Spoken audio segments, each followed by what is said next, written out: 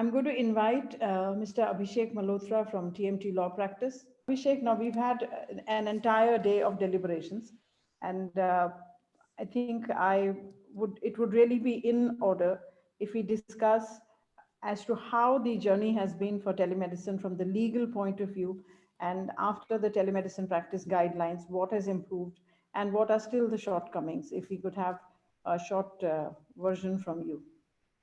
Sure. Thank you so much, Dr. Nauma, and thank you so much for also inviting me to this esteemed panel.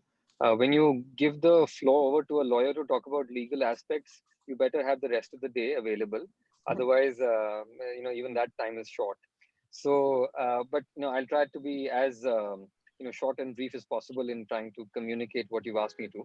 So, very frankly, I think for the longest time we've had a challenge to even identify as to whether or not telemedicine in itself is legal. I often got these questions that you say that it is we are allowed to practice telemedicine, but where in law would you find the availability of a guideline, of a statutory provision, or a regulation that would allow us to say to, let's assume that someone was to land up on our doorstep and say that, look, you are practicing this particular telehealth or telemedicine, but where is your certificate for that allows you to do that? So very frankly, that very often came in the way of people participating readily in the process of telehealth and telemedicine. That was the reason why we pushed the government of India and through the Niti Aayog to at least bring about certain rules and regulations in the form of these guidelines, so that there would be a roadmap.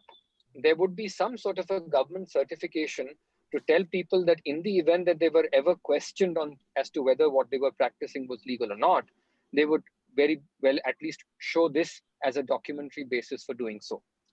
The other aspect that was important was to not have this codified in a manner that it becomes a permanent document which does not have the capability or the dynamism to be modified at any point in time, to be like a living document.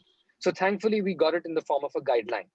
A guideline is of course incorporated in the code of ethics, but it is something which with time and with feedback is always capable of being modified to address the concerns that are being faced by RMPs on a day-to-day basis.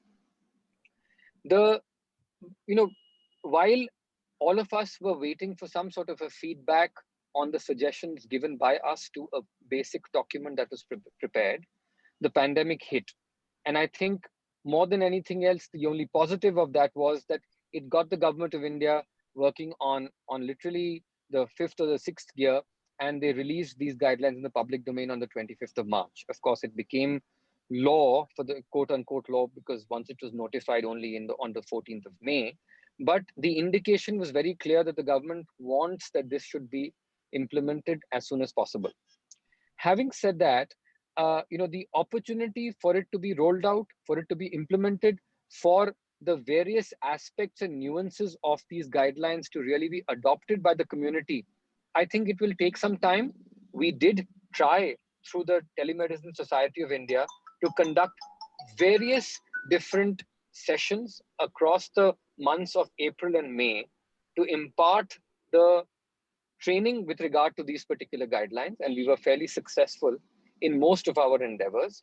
But it still is a tall order because the guidelines themselves prescribe that within a 3-year period from the date of notification of these guidelines, these will become mandatory, and the existing network of RMPs will have to be trained on these guidelines within that particular timeline. So we have received feedback from time to time from RMPs that there are certain aspects of which are unclear. There are certain aspects which need further chiseling to be real and live to the ongoing challenges that they may face on a day-to-day basis. For example, how do you address concerns of privacy? What is the correct model to adopt, or what is the correct database to adopt? What is the level of privacy protection that you need to have in place? So those are questions which, to my mind, which can be addressed by a progressive relook at these guidelines from time to time, depending upon the feedback that we receive. I think I think I've pretty much summarized what I wanted to say, and I'll be happy to address any further aspects in the event that there is a specific query or clarification that's sought. What are the fundamental changes forced upon telemedicine business model courtesy the pandemic? How do you think valuations are impacted by this? I don't know how much I'll be able to contribute towards the valuations, but very clearly, I think so. The one aspect that I highlighted was that the only perhaps one positive of the pandemic was the push that it gave to the government to really come out with these guidelines. So, but for the pandemic, maybe this would still have been a document under discussion, and why we may have been still trying to perfect it. So, one very clear positive, as I'm reiterating, is the fact that these guidelines have come out.